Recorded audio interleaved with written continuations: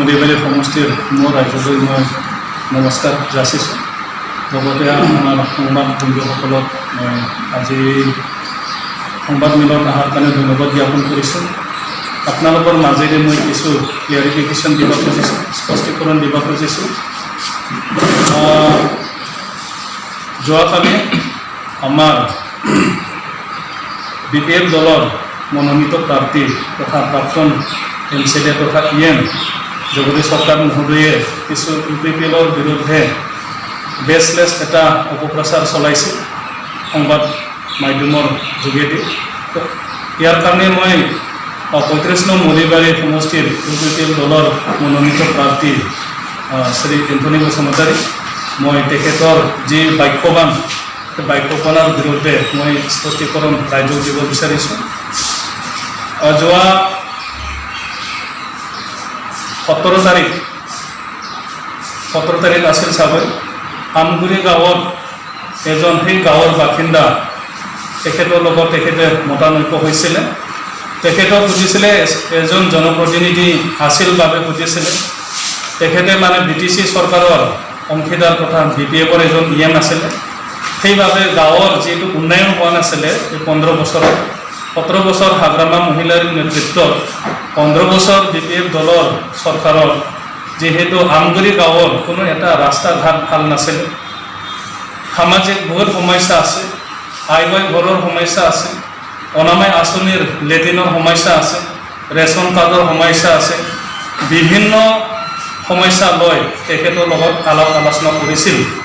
তো সুধিছিলে 17 বছৰত আপুনি এজন জনপ্ৰতিনিধি হিচাপত সেই গাঁৱৰ ৰাস্তাটো কিয় উন্নত হৈ আছে, কিয় উন্নয়ন হোৱা নাই, ৰাস্তাবিলাক আপুনি সেই 17 বছৰীয়া 15 বছৰত এতিয়া এটাও ৰাস্তা ভালদৰে বনাই নিদিলে, য'ত স্কুলত যাবৰ কাৰণে ল'ৰা ছোৱালীবিলাকে বহুত অসুবিধা, হস্পিটেলত এখন এম্বুলেঞ্চ নিবৰ কাৰণে বহুত অসুবিধা।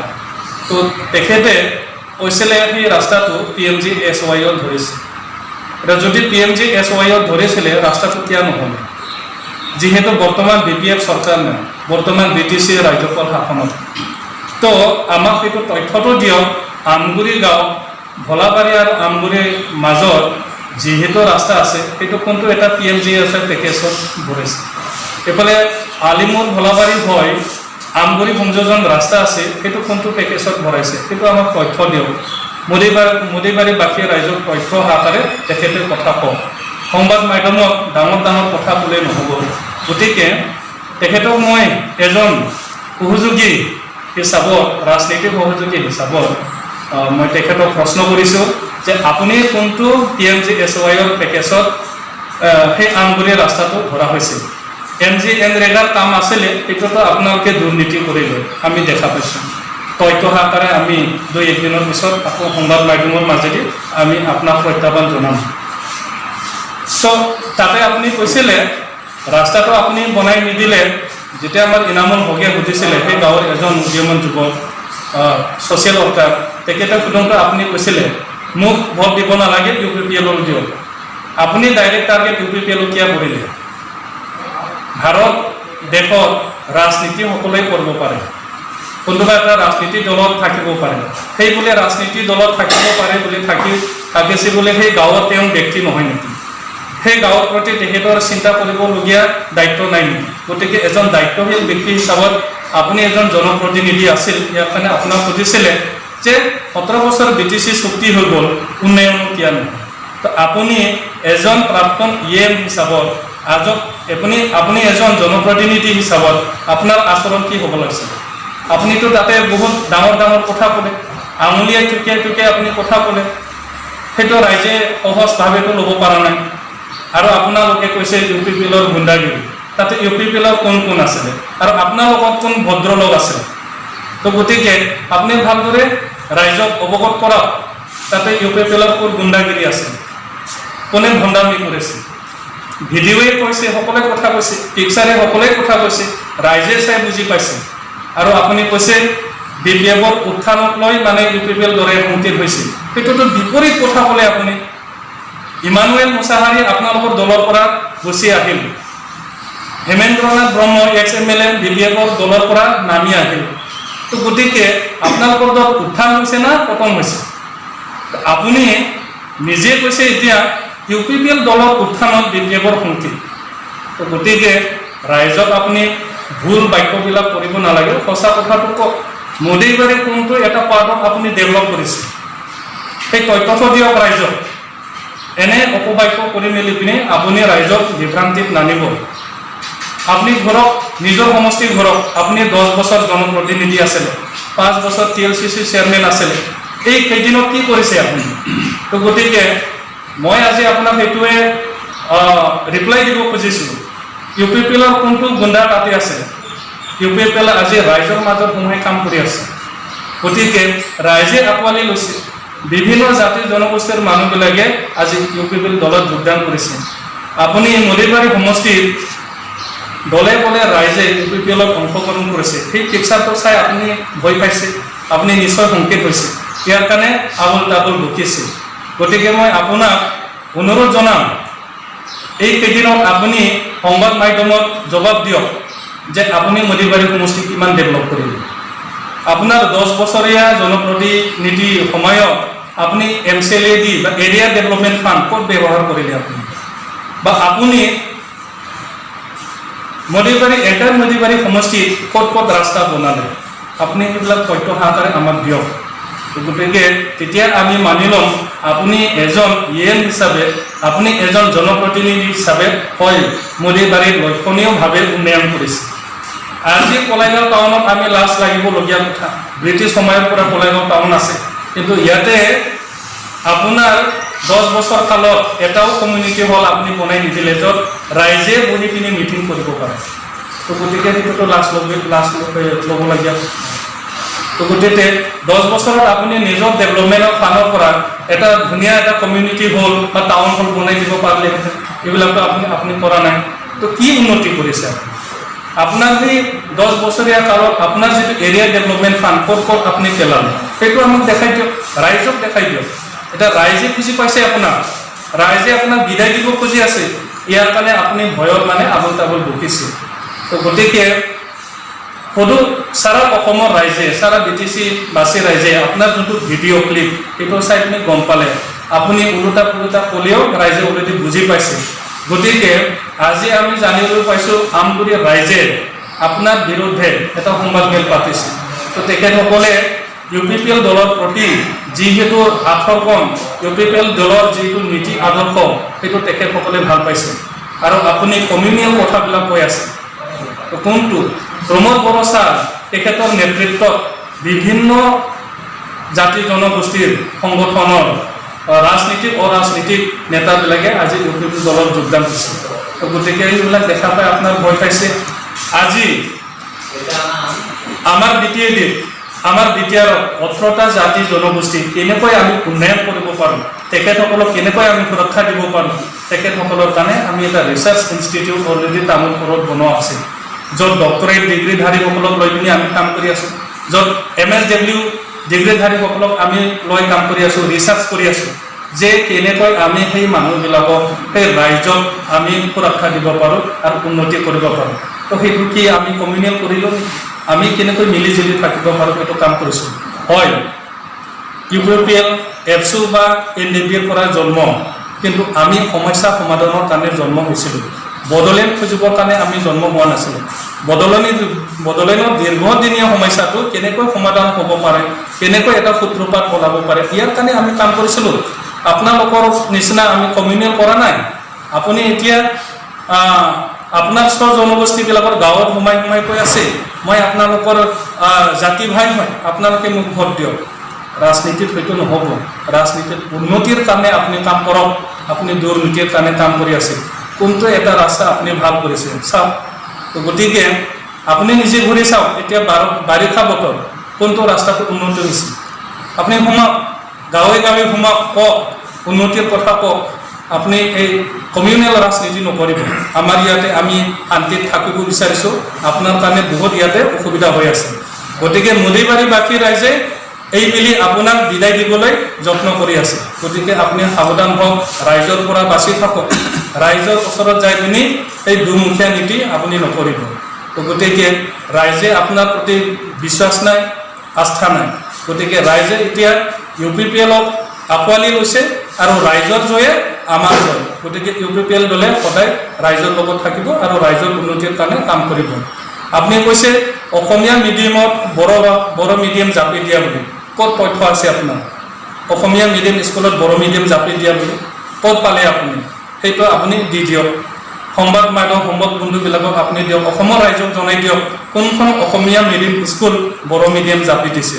তো আপুনি এইবিলাকে আবুল তাবুল বকিছে। গতিকে আপুনি ক্লিয়াৰলি জনাই দিয়ক কোনটো স্কুল অসমীয়া মিডিয়াম স্কুল কোনটো বড় মিডিয়াম কৰিছে। আজি আমি জানিছোঁ ৰৌতা বড় বাজাৰত যে আমাৰ আদিবাসী জনজাতীয় ভাইবিলাকে তাতে এজন দুজন বড় মিডিয়ামত পঢ়ি পিনি ফাৰ্ষ্ট ডিভিজন পাছ কৰিছে। আমি সেইবিলাক এনকাৰেজমেণ্ট কৰিছোঁ, কিন্তু কাকো আমি ফ'ৰ্চ কৰা নাই। আজি 17 বছৰীয়া BTADত আমি কাৰোবাৰ আমাৰ অন্য জনগোষ্ঠীৰ ভাইবিলাকক বড়ো ভাষা কওঁ বুলি আমি জোৰ জবৰদস্তি কৰা নাই। তো গতিকে আমি মিলিজুলি থাকিব বিচাৰিছোঁ। আমাৰ ভাষা আমি ডেভেলপ কৰিম, আপোনাৰ ভাষা আপুনি ডেভেলপ কৰিম, কিন্তু আমি কাকো জাপি দিয়া নাই। গতিকে আপোনাক আৰু এনেকুৱা লেতেৰা ৰাজনীতি নকৰিবৰ কাৰণে মই অনুৰোধ জনাইছোঁ আৰু ধন্যবাদ দিছোঁ আমগুৰি ৰাইজক আপোনাক প্ৰশ্ন কৰাৰ কাৰণে। এই যে তেখেতে সাহস কৰি আপোনাৰ লগত কথা পাতিছে, 17 বছৰত আপুনি যে ইমানেই দুৰ্নীতি সম্ৰাট হৈ আছে সেইটো খোজাৰ কাৰণে আপোনাৰ লাজ পাইছে। ইয়াৰ কাৰণে আপুনি আবুল তাবুল বকিছে। তো বিভিন্ন ৰাইজে আমাক সুধিছে যে তেখেতে ex-DM হৈ কেনেকৈ আচৰণ কৰিছে। আপোনাৰ আচৰণে আপোনাক পৰিচয় দিছে। গতিকে আপোনাৰ প্ৰতি মোৰ ব্যক্তিগতভাৱে একো বেয়া চিন্তা নাই। তো গতিকে মই আপোনাক অনুৰোধ কৰিছোঁ, সমাজত আপুনি এজন নিষ্ঠাবান ব্যক্তি হিচাপত আপুনি প্ৰতিষ্ঠা কৰক। UPPLক গালি পাৰিলে আপুনি চাফা নহয়, গাখীৰেৰে গা ধুলে আপুনি চাফা নহ'ব। গতিকে আপুনি নিজৰ কৰ্ম দি আপুনি পৰিচয় দিয়ক, মই সেইটো অনুৰোধ থাকিম। আজিৰ দিনত যদি BPF অকল অনাবৰৰ দল, যদি তেখেতসকলৰ সংবিধানে এনেকুৱা লিখিছে মই সেইটো গম নাপাওঁ। আমাৰ UPPL দলে ভাৰতৰ সংবিধানে, ভাৰতৰ ইলেকশ্যন কমিশ্যন অফ ইণ্ডিয়ায়ে অনুমোদিত কৰা আমাৰ UPPL দলে ৰাজনীতি এটা দল হয়, য'ত বিভিন্ন জাতি জনগোষ্ঠীবিলাকৰ কাৰণে সমূহ উন্নয়ন, সমূহ অধিকাৰ, সমূহ মৰ্যাদা দিবৰ কাৰণে এইটো আমি দল গঠন কৰা হৈছে। তো UPPL দলৰ সংবিধানটো লিখাই আছে বিভিন্ন জাতি, ভাষা, ধৰ্ম, বৰ্ণ নিৰ্বিশেষে। গতিকে BPF দলত কি লিখা আছে সেইটো মই নাজানো। গতিকে সেইটো আমাৰ অসমৰ এটা আঞ্চলিক দল। গতিকে বিভিন্ন জাতি জনগোষ্ঠী অলৰেডি আমাৰ তাত আহি পৰিছে। তো আমাৰ ইয়াতে জয়নাল আলী, তেখেতে ex-AMSU আছিলে, ex-AMSUৰ উপসভাপতি আছিলে। তেখেতে আমাৰ বৰ্তমান UPPL দলত সোমাইছে, যোগদান হৈছে। তেখেতে এজন সংখ্যালঘু মাইনৰিটি লোক। তাৰপিছত ইয়াতে পংকজ হাজৰিকা, তেখেতে এক সময় AGP কৰ্মী আছিলে। তো তেখেতে AGP কৰিছিলে। তেখেতে সেইদিনা প্ৰমোদ বড়োচাৰ আহোঁতে তেখেতে আমাৰ ইয়াতে যোগদান হ'ল। তো ভাৰত শইকীয়া, তেখেতে অসমীয়া মানুহ, তো তেখেতো আমাৰ তাত যোগদান হৈছে। বিবেক ৰয়, সুধেন্দ্ৰ মোহন তালুকদাৰ, সহদেৱ দাস, নাৰায়ণ দাস আৰু সুভাষ মজুমদাৰ, তেখেতসকলে আমাৰ বেংগলী ভাই হয়। তো তেখেতসকলে আমাৰ দলত আছে। তো বিভিন্ন জাতি জনগোষ্ঠী এই UPPL দলত আছে। তো গতিকে সেইটো তেখেতে কি বাক্যত এই ডিকশ্যনাৰীত বিচাৰি পালে সেইটো বড়োৰ দল বুলি সেইটো মই নাজানো। তো ভাৰতৰ সংবিধানে বিভিন্ন জাতি জনগোষ্ঠীৰ উন্নতিৰ কাৰণে ৰাজনীতি দলটো অনুমোদন কৰে। তো তেখেতসকলে BPF দলটো কোনে অনুমোদন কৰিছে সেইটো মই ক'ব নোৱাৰোঁ। এইখিনিতে কথা এটা সোধোঁ, এইদিনাখন তেখেতে গেলা পচা বুলি কয়, সেইটো কোনটো বুজাব বিচাৰিছে?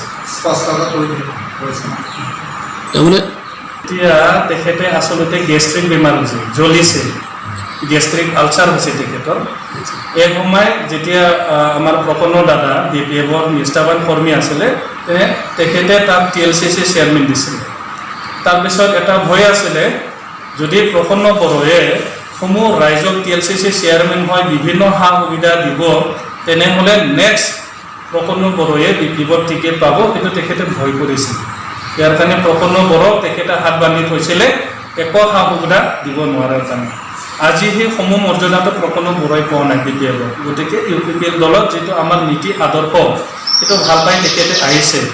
যেতিয়া BPF-ত আছিলে সেই গেলা পইচাকে তেওঁ TLCC চেয়াৰমেন বনাইছিলে কিন্তু তাৰপিছত সুৰেন বড়ো তেওঁ নাম লৈছে সুৰেন বড়ো এজন ভাল মানে বিজনেছমেন BPF-ৰ এজন ভাল কৰ্মী আছিলে তো তেখেতো মানে জগদীশ চৰকাৰৰ প্ৰতি সমমৰ্যাদাটো পোৱা নাছিলে সুৰেন বড়ো যদি তাৰ দলত আছিলে সুৰেন বড়ো এজন ভাল কৰ্মী আছিল সুৰেন বড়ো UPPL-ত অহাৰ কাৰণে এটা গেলা পইচা হয় আমি বেয়া মানুহ যাক বেয়া কৈছে এই বেয়া মানুহ মানে ভাল এটা ৰাস্তা দেখাবৰ কাৰণে আমি ৰাজনীতি কৰিছোঁ য'ত দুৰ্নীতি হৈছে সেইটো আমি উন্নতি কৰিবৰ কাৰণে সমাজৰ পৰা দুৰ্নীতি নাইকিয়া কৰিবৰ কাৰণে UPPL দলে গঠন হৈছিল তো দেখা পাওক এজন TLCC চেয়াৰমেনক হাত বান্ধি পিনি ধৰি ৰখাটো জানো এটা ভাল কথা এইটো কিবা সম উন্নয়ন বা সমমৰ্যাদাৰ কথা হ'ল নেকি গতিকে সেইটোৱে তেওঁ জবাব দিব তো গতিকে এই সময়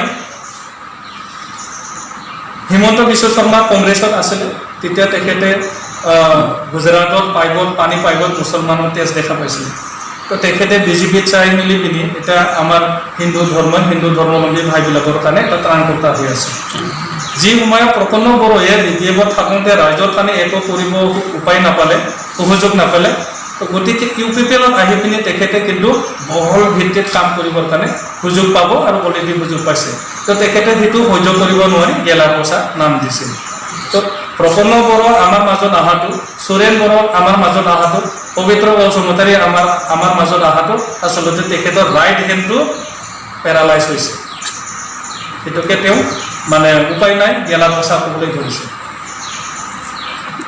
নাৰায়ণ মেছৰ কথা কৈছে তেওঁ এক সময় পৃথিৱীৰাজ নাৰায়ণ আমাৰ হাগ্ৰামা মহিলাৰী ছাৰৰ ৰাইট হেণ্ড আছিল পৃথিৱীৰাজ নাৰায়ণক আমি কোনো চিনি পোৱা নাছিলে প্ৰথম BPF-এ তেখেতক ৰাজকুমাৰ উপাধি দিছিলে তো সেই ৰাজকুমাৰজন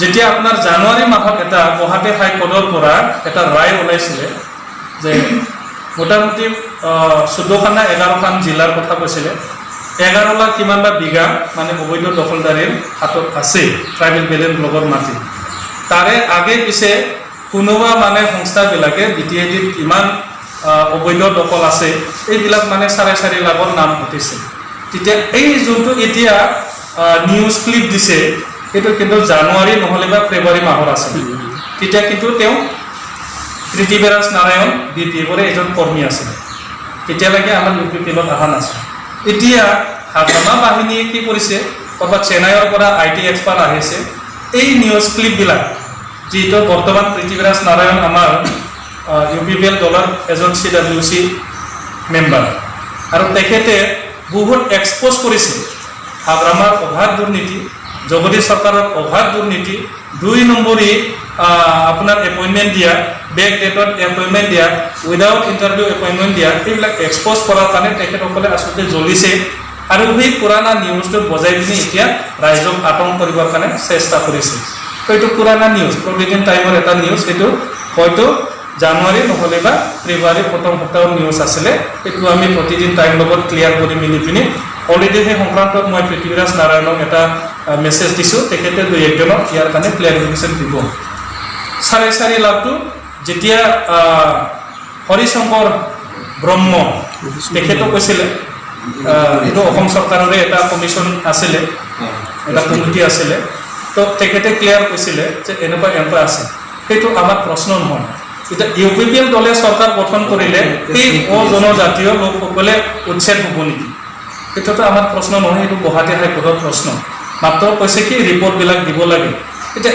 UPPL দলে চৰকাৰত আহিলে অলৰেডি প্ৰমোদ বড়ো ছাৰে কৈছে যে বিভিন্ন জাতি জনগোষ্ঠীয়ে নিজকে এটা সেফ মানে সিকিউৰিটি ফিল কৰিব পৰাকৈ আমি নতুনকৈ ভূমি নীতি কৰিম য'ত BTC চৰকাৰে BPF চৰকাৰে 17 বছৰত এটা নীতি বনাব নোৱাৰিলে এটা আইন বনাব নোৱাৰিলে সেইটো সিহঁতৰ কাৰণে লজ্জাজনক এতিয়া সেইটোকে তেখেতসকলে নোৱাৰা কামটো প্ৰমোদ বড়ো ছাৰে যিহেতু কৰি দিম বুলি কৈছে আচলতে সিহঁতে জ্বলিছে তো সেইটো সংবাদ মাধ্যমৰ যোগেদি মই আমাৰ BTC বাকী ৰাইজক মই অনুৰোধ কৰিছোঁ আপোনালোকে সেই নিউজটো লৈ আতংকিত হ'ব নালাগে এইটো BPF-ৰে প্ৰপাগাণ্ডা হয় তাতে একো নাই আমাৰ অলৰেডি কালি পৰহি ইলেকশ্যন এষ্টাহাৰটো ওলাব তাতে আপোনালোকে পাব লেণ্ড ডিছপুট সমস্যা সমাধান কৰাৰ কাৰণে প্ৰমোদ বড়ো ছাৰে এটা সাহস লৈছে আৰু বল্ড ডিচিশ্যন ল'ব যে সকলো জাতি জনগোষ্ঠীয়ে মানে এটা ছেফ ফিল হয়। তো গতিকে 2003 চনত যিহেতু মডিফাইড 6 শিডিউল হৈছিলে তাতে যিটো নিয়ম নীতি আছে BTRতো সেই বস্তুটো আছে, কাৰণ আমাৰ BTRৰ নতুন ভূমি নীতি নাই, কিন্তু আমি নিজে বনাই ল'ব লাগিব। গতিকে বিভিন্ন জাতি জনগোষ্ঠীয়ে মানি ল'ব পৰাকৈ মানে নিজকে সুৰক্ষিত ভাবি ল'ব পৰাকৈ সেই নীতিটো কৰা হ'ব। গতিকে মই অনুৰোধ কৰিছোঁ সকলো পক্ষকে মানে সেই সংক্ৰান্তত আপোনালোকে আতংকিত হ'ব নালাগে। এনেকুৱা হ'ব পাৰে নেকি? সেইটো হয়, যিহেতু মানে ট্ৰাইবেল বেলেঞ্চবিলাকৰ কথাটো অলপ সুকীয়া। যিহেতু 6 শিডিউল হৈ গ'ল সেইটো অঞ্চলটো 2003 চনত আমাৰ যিবিলাকে বিভিন্ন জাতি জনগোষ্ঠী অলৰেডি BTCত আছে তেখেতসকলে অলৰেডি ছেফ। যদি নতুনকৈ কোনোবা আহে 2003 চনৰ পিছত আহে বা বৰ্তমান আহিব, তেনেহ'লে সিহঁতৰ কাৰণে এটা স্পেচিয়েল এমেণ্ডমেণ্ট কৰিব লাগিব। য'ত এটা নিয়ম নীতি নহ'লে নচলে, সেইটো চৰকাৰী ৰুল হয়। তো গতিকে সেইটো পিছত আমি দেখা যাব। অলৰেডি যিসকলে 2003 চনত আছে তো গতিকে তেখেতসকলে অলৰেডি ছেফ। ভয় কৰিবলৈ কোনো কথা, আশংকিত হোৱাৰ কোনো কাৰণ নাই, সেইটো দৰকাৰী নাই। এই ক্ষেত্ৰত যদি ইছ্যু লৈছে কি ক'ব বিচাৰে BTFে যদি ইছ্যু লৈছে এই ক্ষেত্ৰত? তেখেতসকলেতো 17 বছৰে একো কৰিব নোৱাৰিলে, এটা ভূমি নীতি কৰিব নোৱাৰিলে। তো তেখেতসকলে সেইটো যিহেতু নোৱাৰিলে, UPPL এতিয়া কৰিব, হয়তো তেখেতসকলে মানে আমাৰ সাধাৰণ ভাষাত মানে চকু বিষাইছে বুলি কয় আৰু সেইটো হৈছে মানে তেখেতসকলে।